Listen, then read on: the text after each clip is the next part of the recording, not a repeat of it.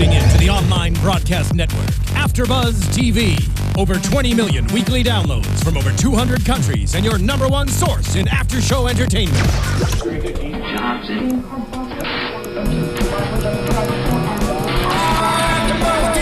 AFTERBUZZ TV, the destination for TV superfans. Producing aftershows for over 300 of your favorite TV shows. Interviewing celebrities and showrunners. And bringing you behind-the-scenes exclusives. All thanks to E! Entertainment's Maria Menounos, producer Kevin Undergaro, and internet leader Akamai.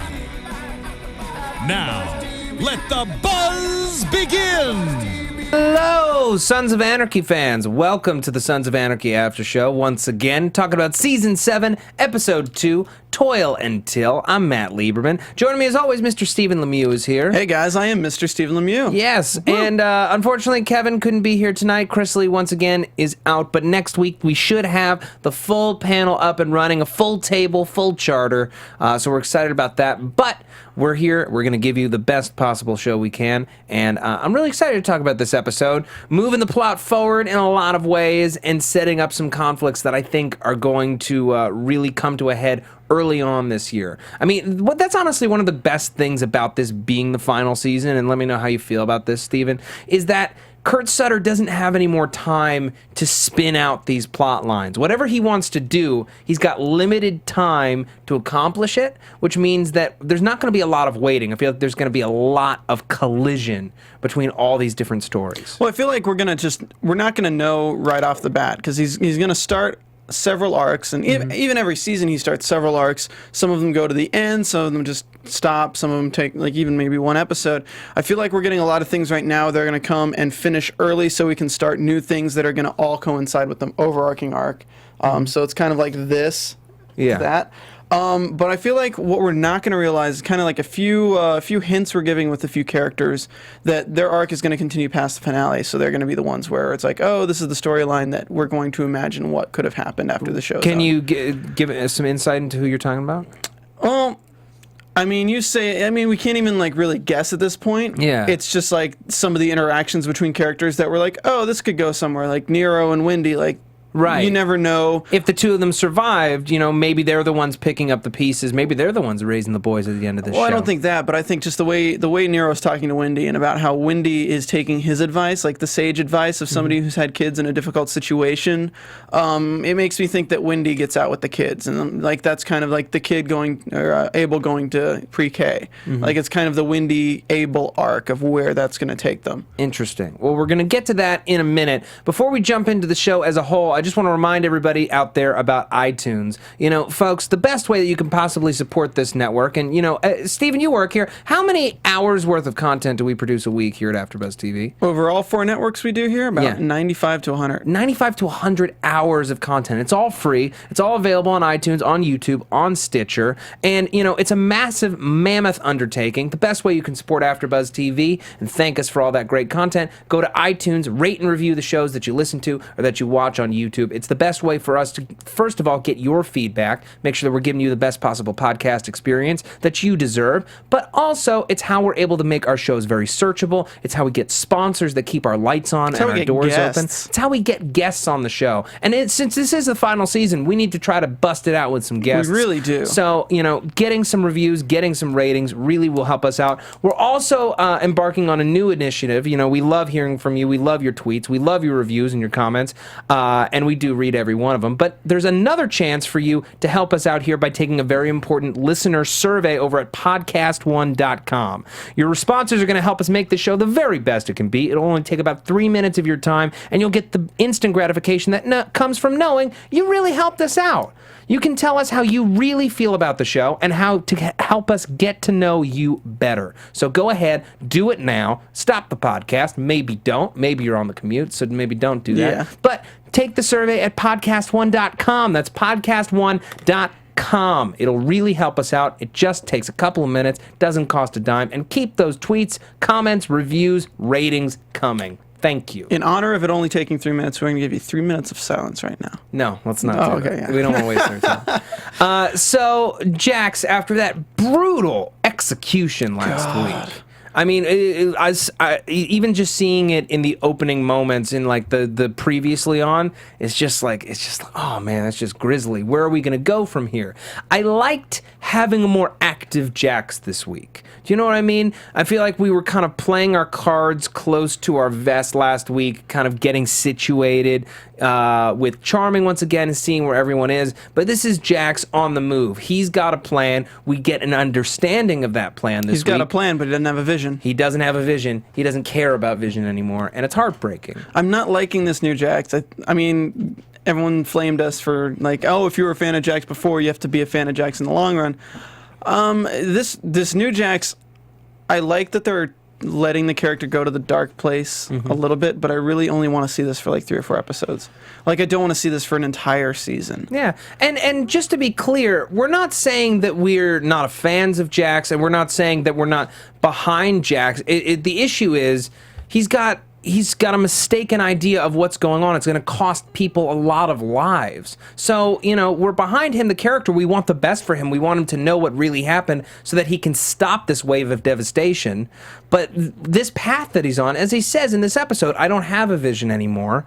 It's purely about self-destruction and revenge, and it's not the positive Jax that we know and love. It's not Jax at his best.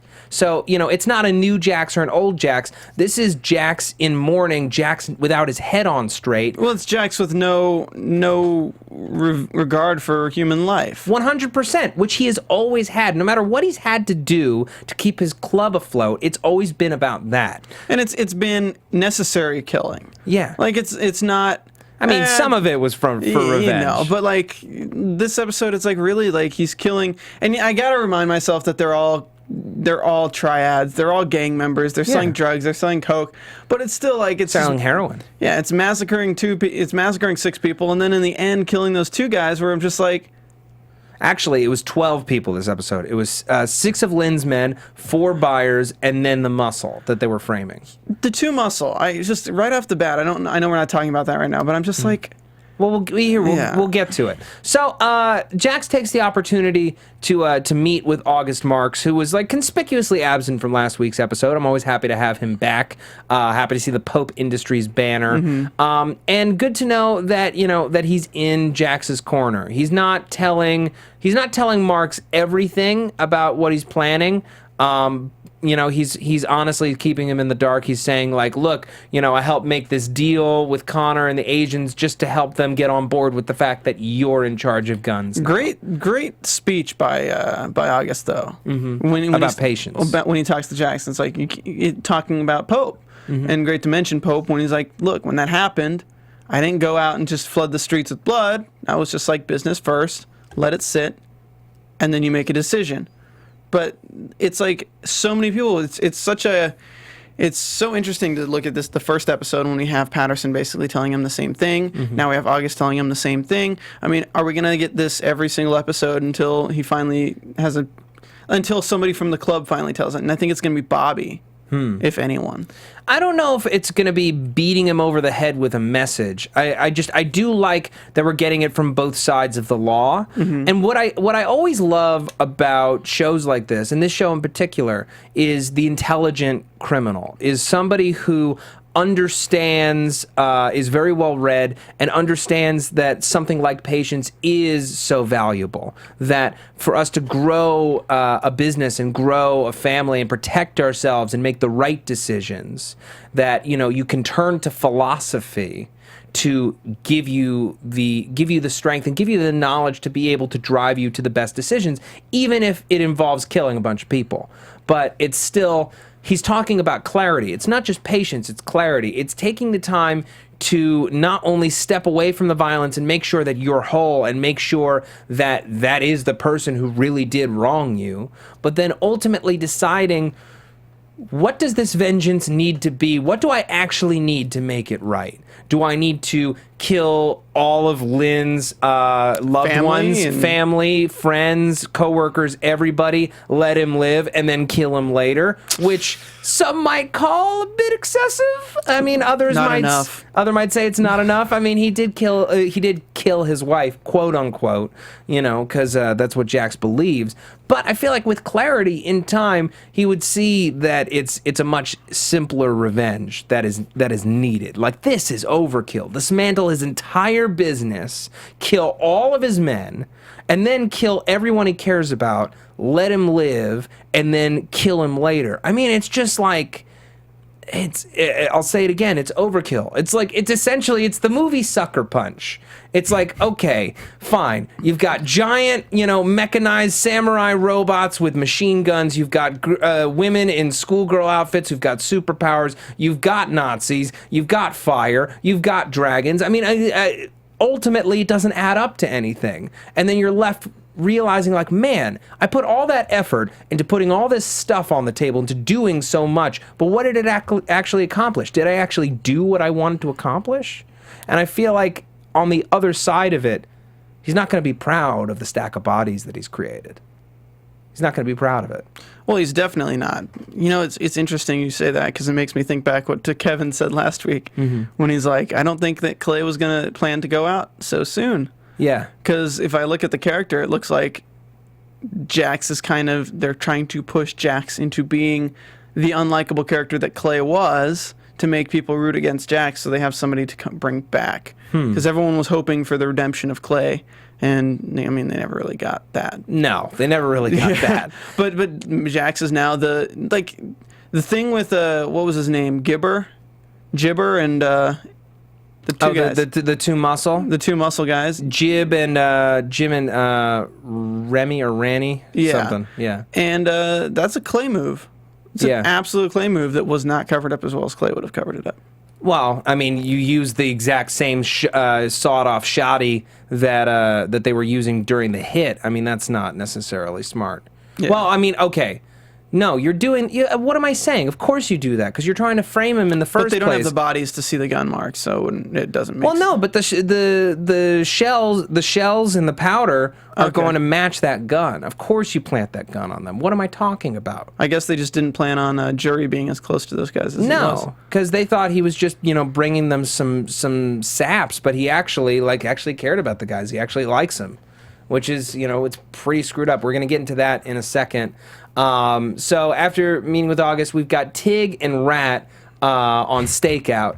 And I don't remember that we've ever really had like a ton of time with these two together, but they're such a pleasure to watch. Their interaction and the fact that Rat was able to get one over on Tig on like the gross out department. Yeah, what was it? What was the insult? It was what did Tig say? Because I remember Tig what Rat said, when we're done here, I'm gonna go and I'm gonna fuck your mother. I'm gonna have sex with your mother. And you're gonna walk in. My dad's gonna be fucking your mother with a. Or no, my mother's going to be fucking your dad with a big black dildo, and your dad's going to be screaming my name. Okay. And Tig's just like, well played. Yeah, it's like, that was good. And then he shoves his face in his crotch. Mm-hmm. And it's like, oh, are you getting hard? What's wrong with you? Yeah. They're good comedic duo. They lighten the situation while Jax is killing people. Well, we need some jokes. We need jokes from somewhere. Christ. This is a heavy show, man. You need some jokes. Well, they did bring the hay bales and be like, hey, and then shoot them. I don't think that was why. That was not. They got the hay bales. So they find out, they're tailing Lynn's shipment, and we meet up with the Indian Hills guys. We get to see Jury again, who we met, last season. Always has had Jack's back. Mm-hmm. Always. Yeah. Always. That's what makes this so messed up. Yeah, especially, like Jax kind of gives him an out, I think, if I remember correctly in this scene. They're talking, and, Jax is like, look, we're going to be taking out these triad guys. If this steps on any of your business, because, Jury says, we deal with triads, down in Nevada. We do some muling for them. And Jury's like, no, man, we're with you all the way. But what is your plan? Yeah, and then what is your plan? Jax lays it out, and you can see Jury's soul leave his body. Like, oh my god, goddamn! This and he's guy's like, crazy. you realize this brings you far away from the vision you shared the last time we saw each other. I'm gonna pick apart Lynn, all of his business, all of his friends, and then I'm gonna get in real close to him and be that helping hand to help him. And then once he fully trusts me, I'm gonna tell him that I'm the one that brought him down at his table in front of his entire family of loved ones. And then I'm gonna ask him who to spare, the one person that he loves most. And then I'm gonna kill him right in front of him. And then I'm gonna kill all of them. And then I'm gonna keep him alive until I torture him slowly and kill him. It's like, what is this? Fucking Scarface? Like, what the hell, Jax? Kind of. Like, a little bit. He's formidable. He's formidable and highly dangerous, according to Unser. It's the truth. Yeah. Like, I think that's like, honestly, and it's something that we have to give Kurt Sutter credit for, is how skillfully and how quietly, because it's not just Tara's death. Like, the Jax we met in season 1, even if Tara had died, would not be capable of this.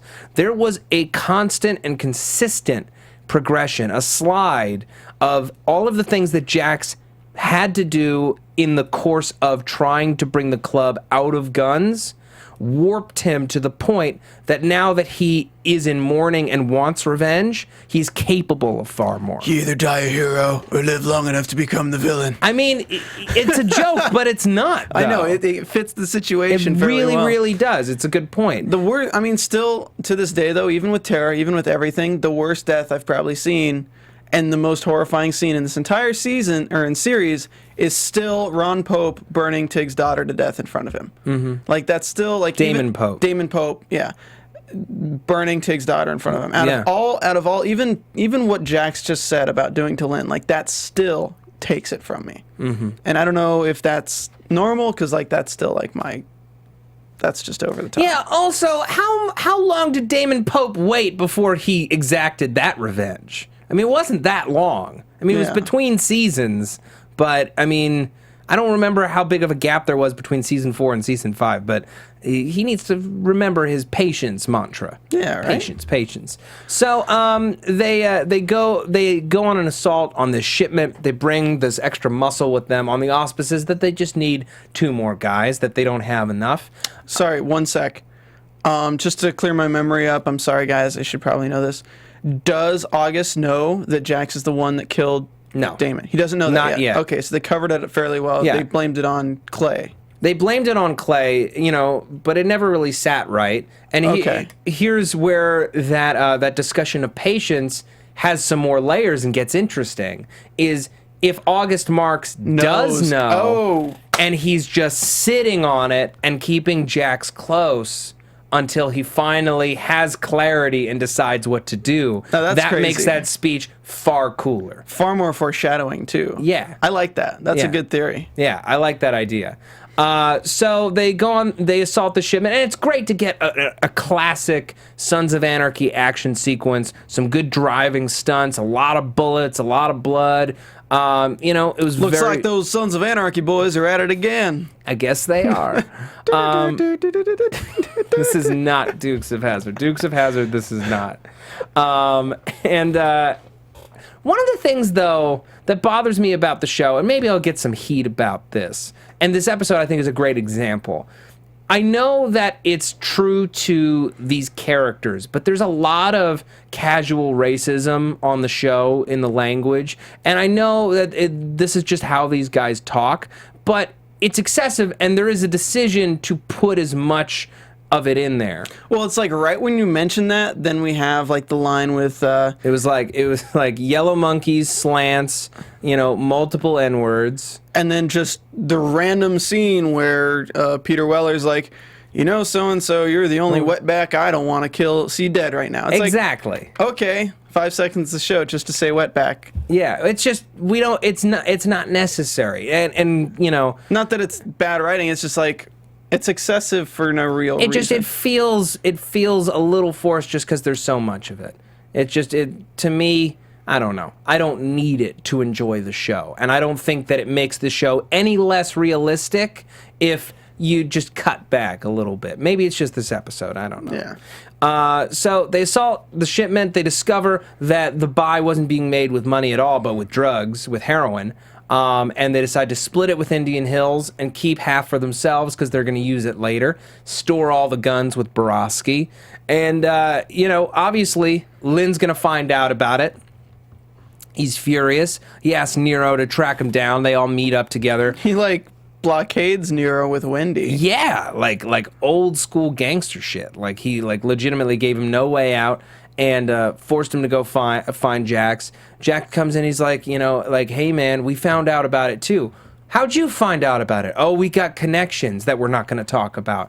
I mean, it's like, is it no problem at all? Like, couldn't there be a version of this scene where Jax and Co. are like, what happened? Like, how could they have possibly known about it? How could they have possibly known about it? We got a pipeline too, you know, because that makes sense, and that just explains it and doesn't make us look suspicious at all, you know? What is this voice? Is this your Jax impression? It's my Jax. Here, I got Jax, no, this is not your best look. Not my best. So Lynn gets all up in his face. He's like, look, I'm pretty sure this is you. If it's not you, you have 24 hours to find out who did it. Or Charming's a bloodbath. I'm going to bring blood to Mayberry. It's done, okay? And Jax and the gang go to pay off the muscle for ruining their truck and instead execute them and frame them for this murder. Which, okay. Oh, no, I get it. Hold on. I was going to say, why would you only leave them with one bag of smack? There were 4 bags in the suitcase. If these guys were the ones behind this incredible, shootout, first of all, 2 men taking down all those guys, impossible. But if these guys were really... Part of White. Yeah, if these guys were really, really capable of doing it, why wouldn't they have all the smack? That's what the cash is for. They sold the rest of the smack. And now they've got just a little bit left. But the interesting thing that they're doing here, and you were just saying it, Stephen, is they're pinning it on White. Not them, but other Whites, which brings us back to Tully and the first episode and the Aryan Nation. And I'm wondering... Aryan Nation. People get mad that I don't say Aryan right. Aryan Nation. Happy? The Aryan Nation, I'm wondering if they're going to try to pin this on the Aryans. What do you think, Steven? I think it's possible. It's like I'm not quite sure right now because at this point I see them finding jury at the house when they get there, and I see them knowing that it was Jax Teller. Mm-hmm. And I see them playing it like they don't know, just to trap Jax. Well, it's pretty heartbreaking for jury to find these guys terrible. dead. And not just that, but to realize the lengths to which Jax will go, and the fact that this guy who he's like, I have your back, I'll do whatever for you, is flat out lying to his face about what his actual intentions are. It's messed up on several reasons. One reason is because it really screws over jury, because jury vouches for the guys to get him involved. The second reason is he said we can trust these guys, and obviously they could trust the guys. What's messed up is it's not killing 2 random people who are involved with it and pinning it on them. Yeah. It's basically pinning it on allies. Mm-hmm. And you know what else is messed up is that Tig is not saying anything. Not Tig. Chibs is not saying anything. Tiggs hasn't given his old, hey Jackie boy, I don't know if this is a good idea. He hasn't said anything. Literally. Since that first speech, I guess, is what they gave the first speech for from the season, it's you're either with me or against me, you better be willing to do whatever. It's you still need somebody to be like, look, man, what the fuck are you doing? Well, if not him, then Bobby. Yeah. It's Jax, what the fuck are you doing? Pardon my language, but I think, honestly, it's a combination of that speech, but also, this is a guy who's inconsolable. I don't know if what I'm saying is going to, A, make an impact, and B, if they all really believe that the Asians are behind it and lying about it, this is not out of the question. It's maybe a little more cold-blooded than how we would have approached it in the past, but we still would have executed all of the people responsible. We would have executed all the people responsible, but Chibs would have had more of a qualm with killing 2 random people who trusted them. I think if you watch back, you would be surprised. Really? Yeah. I think that he is a soldier. This is a guy from the IRA. He is a soldier first and foremost. That's true. And, you know, he had to wear the vice president patch last season, and that's why he took on more of a consultant role and was like trying to guide Jax through that season. But he is still a soldier, and this is war. Jax has declared a secret war on the Asians. And the fact is, if they're at war, you can't question the man in charge. Period. I just thought it was kind of messed up. I mean, I get where it's going, and I understand it, and it works. I just thought it was kind of messed up. It is messed up. It's thoroughly messed up. When I, as soon as I saw the guy on the couch playing Xbox, I'm like, fuck, he's dead. Like right when you never have somebody sitting on a couch playing Xbox. And earlier in the episode, you were like, oh man, the new prospect. Shut up. But then, he was a new prospect until he decided to play Xbox, and that's just such a like, oh, you're dead. Yeah, why was he playing like, it looked like a Wipeout It was like Gran Turismo. or something. We also get to briefly see Happy this episode taking care of the body of the man that they killed last episode. They've got his head in a box of fortune cookies, and we were kind of debating. I personally thought he was dissolving the head in that vat of acid. You said that the head was in the fortune cookie box because they were going to send it to them as a message. Yeah, I think they're going to send the head as a message, and I think they're going to have the body is dissolved in the barrel. But he was locking the barrel. He wasn't. Got it. He wasn't opening the barrel. Okay, smart. Yeah. Okay, you're absolutely right. All right, moving on. So Nero, he's back in deep with Gemma, seemingly overnight. He's back at the house. He's happy. He's like, I love this. I miss this. Oh, my baby. Yeah. Yeah. Yeah. Jimmy Smits is so great. He's fantastic. I'm so glad that he's on this show. And he has this meeting. We'll get into Wendy and Gemma in a moment, but he has this meeting with Oso and Borowski. And Oso just like he hates Borowski, and he doesn't. Borowski's very unlikable, though. He is very unlikable, but like this is the cost of doing business, and this is a guy who's just like, no, screw your way of doing business. We should be able to do whatever we want. Like fuck you, white man. Fuck you for saying that you're in charge of this entire port because you're just who are you? You're just another corrupt cop who like thinks that he's better than all of us. Fuck you. And I mean, he's not wrong, but if you're going to be a professional, this is the way things are done. You just gotta pay the man and deal with it. Pay his $5K, and then maybe renegotiate later. Yeah, and first of all, Borowski's making a concession. Normally, he takes a piece of whatever's going on, and you're going to take a flat fee. Like that's different. Yeah, and he is okay with it. That's a victory. Take your victory. Take your victory and be satisfied. And he's not. I don't think anyone in the show is ever satisfied with any of their victories. I think you're right. But Oso just continues to be... He's troubled, man. He's suspicious of Nero all the time. He's, belligerent with Borowski. He's belligerent with Jax. And I feel like this guy is a ticking time bomb. Like, the first inkling he gets that Jax is in the wrong, he's going to come after somebody. You know what I mean? Probably. Yeah. I mean, he's the one that is kind of a wild card at this point because we know Alvarez way too well. Yeah. So we needed somebody new that is kind of unpredictable so we don't know what he's going to do. And I think that's where we bring in Oso because he's kind of a new player to the game. Yeah, and I think honestly, having somebody who is a little younger than some of the other players, who is a little greener in terms of like having a chapter that's in this big business. He's used to handling shit on his own. He's not used to this broad canvas and all these players. It's good to have a wild card in the bunch, just from storytelling perspective, because that way, no matter what everyone else is doing, this guy could just decide to do whatever the hell he wants and upset the whole apple cart, which could be very exciting a few episodes from now. Yeah, I don't know. Yeah, not sure where that goes. Yeah. So Nero, he's happy to be with Gemma, but he also recognizes that she's not perfect. Wendy comes out of her room. I love that she was like, "Hi, Mom. Hi, Dad." Coffee's hot. Yeah. And Wendy is being a better parent than Gemma right now. Gemma. What do you mean right now? Well, she wasn't when she was doing smack. Okay, that's true. Yeah. But, she's like, you can't smoke around these kids. And he's like, I've been trying to tell her forever. This is unacceptable behavior.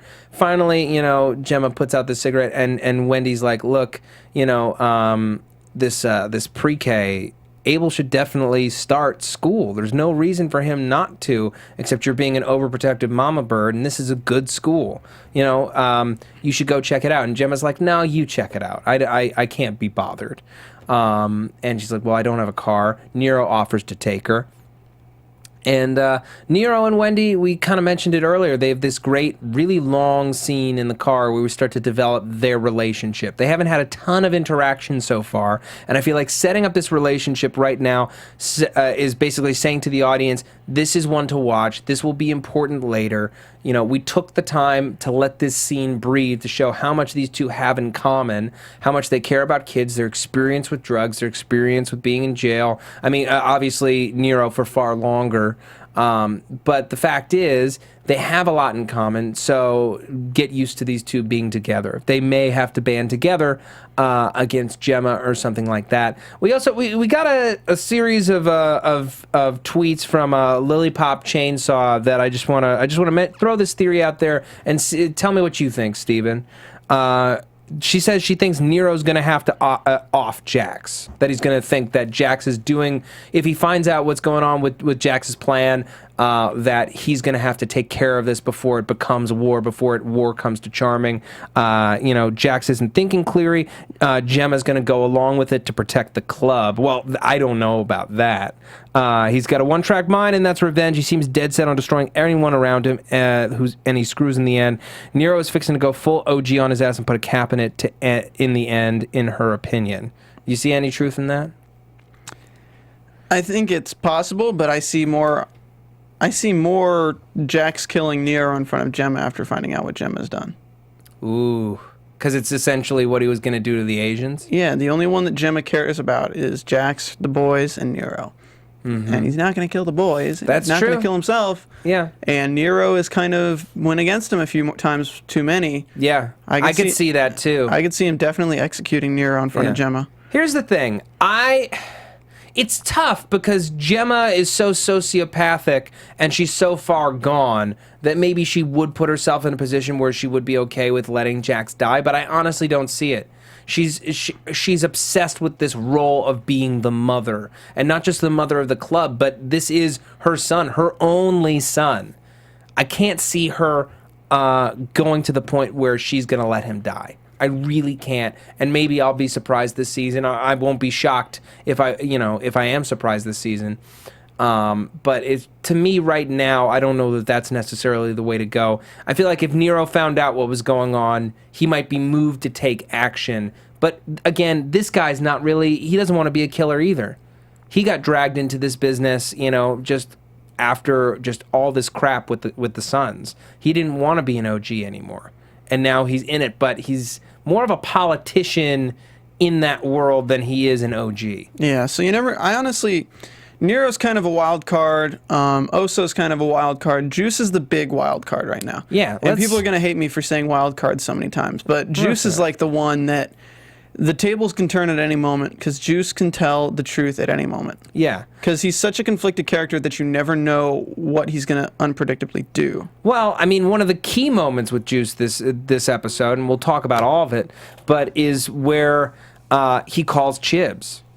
He calls Chibs and hangs up. He can't bring himself to talk to him, but we had that scene last season where Chibs just beat the hell out of him. Chibs beat the hell out of him, and by and large they were square. And I'm wondering, because that was just a major offloading of guilt for Juice. It was an outlet for his guilt. If Chibs beats me up, things will get better, and they didn't. I'm wondering if, since he feels so guilty, he's turning to that same outlet, and that's why he called Chibs in particular. What do you think? I think it's more because Chibs is the only one who knew he tried to commit suicide. Like at that moment. Mm-hmm. So that's why I think he can confide in Chibs. Because the fact that he did that and they didn't kick him out for that, I think that's why he thinks Chibs is the one he can confide in. I might be wrong on that. I do want to point out something, just because Mike August sent in the catches of the week. Just one about Nero and Wendy. I mean, a lot of these we actually kind of discussed a little bit, but the one about Nero and Wendy, he says that Nero tells Wendy that the truth will set you free, and it's kind of interesting on the path of the characters are all on a path to destruction due to Gemma's lies. Nero and Wendy, as flawed as they are the only ones truthful in themselves, and that's probably why they're the ones leading to the good life, because the truth is going to set them free.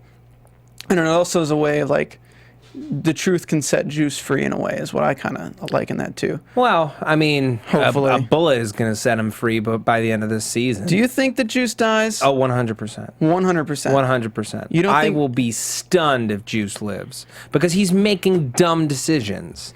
He is pulling himself closer to the club when he has an out, okay? Gemma gives him nearly $5,000, and she tells him to get out of town. There is a house he can hide in. He has enough money to get started somewhere, okay? If this guy had any self-preservation whatsoever, he would get the hell out of Dodge. Mike August says, I can see Juice telling Jax that Gemma killed Tara, a loyal gesture which would be Juice's way of making things right with the crew. Also, I don't think Jax will kill him. Losing his patch would be worse than losing his life for Juice. And that kind of plays into where Juice is right now, and that he could leave, but the club has been his life since he was, however we've known him as a character, of course.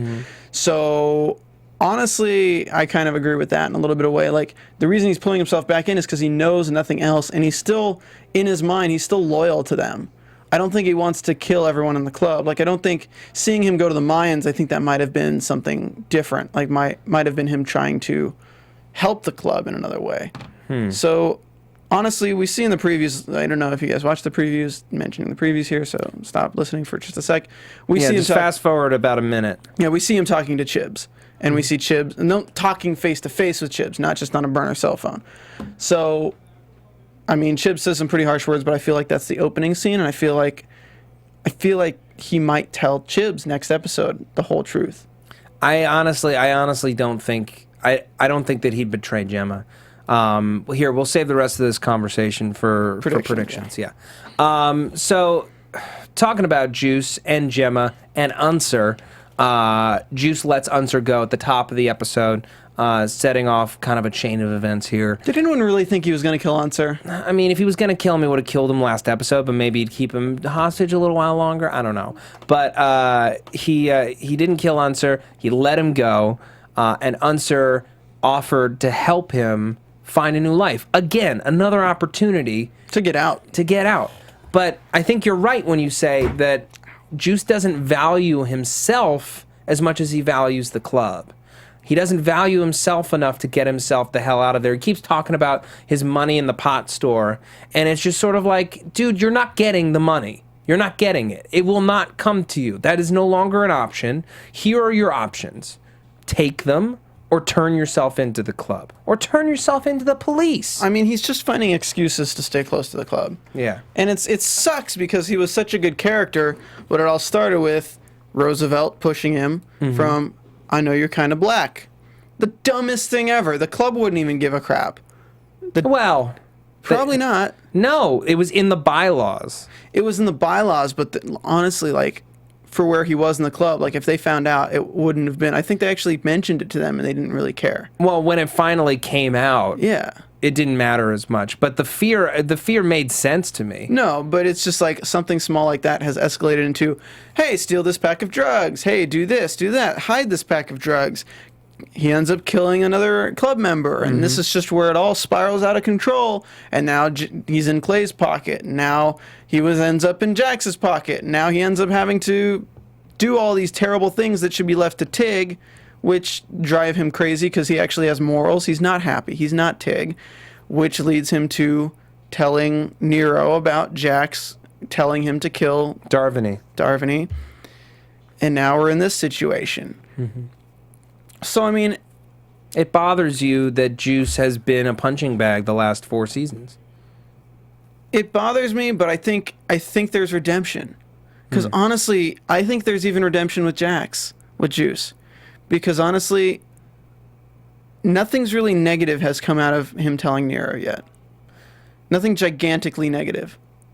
Do you think that if Juice were to come to Jax and say, Gemma killed Tara, he'd actually believe him? I think if Juice were to go to Jax and tell him exactly what happened, that he killed Roosevelt, and literally described exactly how it went down, there's no witnesses to talk. Juice would be the only one with the entire story, and it would be more coherent than Gemma's story. And the fact that Gemma's the one who hid him with Wendy's house, and Wendy could converse that Gemma's the one who was hiding Juice. If Juice decided to completely throw Gemma under the bus, with the help of Wendy, he could completely throw Gemma under the bus. Well, there's kind of that smoking gun moment where Unser says, you know, there are only 3 people with keys to this apartment, and that's Wendy, me, and Gemma. That's him basically saying, I know Gemma put you here, you know. And he thought that, you know, Gemma was just trying to protect him and was trying to, for once, put friendship ahead of the club, which is so not her style. She's only keeping him there just simply because he's her accomplice. It's just to keep her own skin, you know, save her own skin. But yeah, I'm very, very curious to see what happens to Juice. I'm really disappointed that he came back. I really wanted to see him get out alive. Like, friggin' like, go to another country. Pull an Aaron Paul and just be, go just get anywhere. And then, you know, call from a scrambled number and tell them everything and tell them you're sorry. For Christ's sake, don't stay. But, yeah, you know, we'll see what happens with that. Unser, well, actually, before we get into Unser, there was something we missed with Gemma that I really want to talk about. And that's her scene with Abel, which is all kinds of brutal. Where Abel asks her, how do you know that Mommy went to heaven? Because I sent her there, sweetheart. Yeah, well, it's really painful. It's a great performance from Katie Seagal. Don't you, if you look at the symbolism though, like look at what they're going with right now. You have, he's asking about heaven, and Gemma says that Tara's an angel and all angels go to heaven. What did Gemma kill Tara with? A fork? Like a pitchfork, like she's the devil. I think I get it, but I'm like it's a stretch. It's a stretch. Yeah. But hey. All right, fine. No, what's awful about the scene though is, you know, she says, you know, because your mommy was an angel, all angels go to heaven. But then she doesn't let him go play at TM. It's, you know, and I get it's in the way of like, you know, I can't drive this kid anywhere right now. I can't look at him right now because of my guilt. But the way she lashes out at him, it's like, no, they can play here today. It's just like punishing him for wanting to know about his mom and not caring about his grandma as much. Exactly. Punishing him for grieving over his mother that she killed. Well, he doesn't know about his mother yet. He doesn't really even understand it. Yeah. It's like, Mommy went to heaven. Okay. Is Mommy coming back from heaven? Mm-hmm. Is Mommy going to just stay in heaven for a little bit? Is it like a Airbnb in heaven? Where's Daddy? Yeah, where's Daddy? Daddy go to heaven with Mommy? Yeah. This kid's so screwed. I really hope that they have a chance in hell, but I honestly don't know. Another shout out to Mike August. What he said on this was, when Wendy said, this is the beginning of Abel's education, and Mike took that as subtext that Abel is at the start of the impressionable age, learning things from his dad and becoming like him regarding a future in Sam Crow. I again, there's no proof of that. I feel like it's a lot of the subtext stuff is a big stretch. But we have Unser, and the one like super fun thing that's going on with him is he does meet up with Althea Jerry. He does become a consulting member of the sheriff's department once again. I'm a cop. He gets some insurance, and he's kind of blown away by everything that's happening to him right now. I'm really, really happy about this decision. I like keeping Unser active. It makes me really, really happy. And, you know, I really want to see him investigate this case. The bad news is now Gemma also knows that he's investigating, and she's obviously going to work against him and try to use his investigation to stay one step ahead of the cops. Probably, and I still think Unser's the unsung martyr. Mm-hmm. I still think he dies to save somebody else. I wouldn't be surprised. That's been his kind of character from the beginning of knowing him. Well, I mean, he's the doomed man. Yeah. You know, he's going to die anyway. There's no reason not to risk his life for someone else. Yeah. Yep. All right, folks. I think it's time for predictions. Also, Josh, you forgot to lock the door. your AfterBuzz TV predictions. Did he? Yeah, it's not locked. Oh, it's not locked. No one It's came not in, locked. though. That's nice. Nobody came in. That's nice. All right. So, folks, if you consider the previews from next week to be spoilers, this may be the time to duck out. But if you don't, we're going to be talking about them because they're very, very prevalent, at least on the Juice front. So, Juice and Chibs do wind up having a sit down. We've got this jury loose end to think about. What do you think is happening next week? I think Jury's caught by the Asians, and I think that brings it back to Sam Crow. And I think Jury is probably going to be killed, and his head's probably going to be put in a box and sent to Sam Crow. See, I can't imagine that that's what's going to happen. I feel like it's far more dramatically compelling to have Jury know that Jax double-crossed him, to get the hell out of there, let it play out, and then ultimately have the other charters turn on Jax. I think it does make sense, but I'm not sure which direction they're going to go. Here's what I think, and tell me if this is like way out there. I think that before Jax can get his blood war, I think it'd be really cool if the other charters turned on Redwood, and like you were saying with Juice, his patch is more important than his life.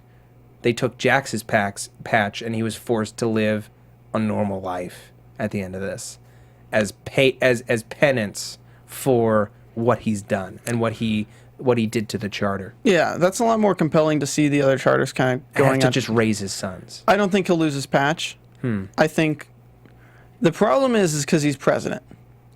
So it's such a split if they were to go against him, and he's already sprung the loyalty in his charter that it would be his charter versus everyone at that point. Yeah. So that might be interesting too. I was saying something about a character earlier, and you said let's save it for predictions. It was about Juice and Chibs. Oh, was it about Juice and Chibs? I think that Chibs probably puts the stevia in Juice's drink, and we're not. This isn't Breaking Bad. Oh, sorry, I kind of lost myself for a second there. I think that Chibs will tell a half truth. I think Chibs will tell, not Chibs, Juice. I think Juice will tell Chibs a half-truth. He'll tell him that he knows what really happened to Tara. But I don't think he'll tell him what happened to Tara. Because I think he'll say, Jax won't believe me if I told him. So it's up to Chibs to arrange a meet with Jax. I like that idea. So I like that idea a lot, especially if the actions in these episodes have started a war that Jax then can't stop, now knowing the truth. Yeah. I really, really like that, and I hope that's where we go with this season.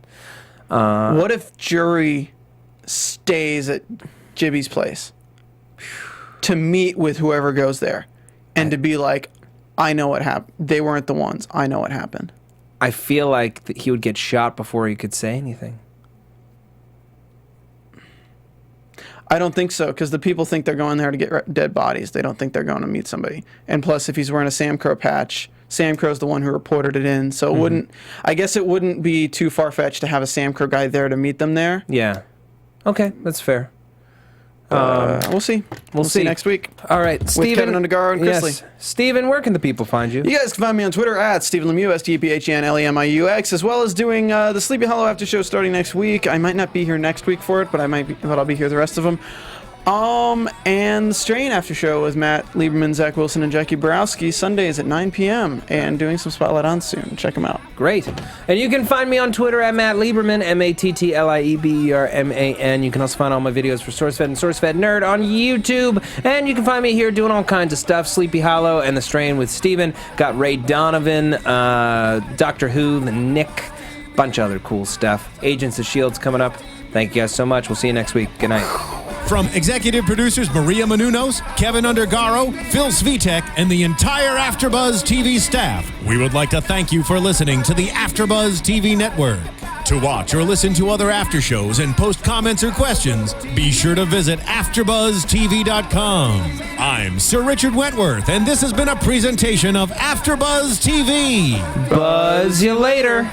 The views expressed herein are those of the hosts only and do not necessarily reflect the views of AfterBuzz TV or its owners or principals.